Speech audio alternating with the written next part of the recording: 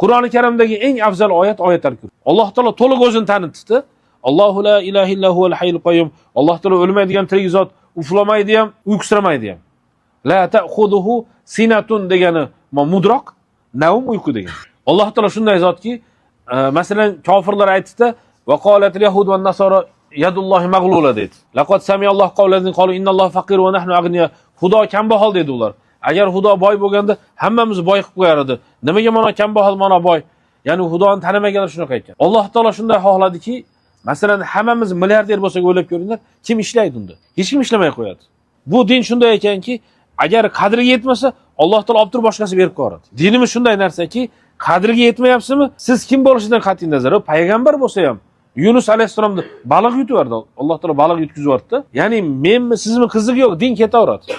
Arablardagi maqol bor, bika avdunaka deydi. Yo siz bilan yo sizsiz. Suv oqaveradi. Faqat siz qo'shib qolish kerak.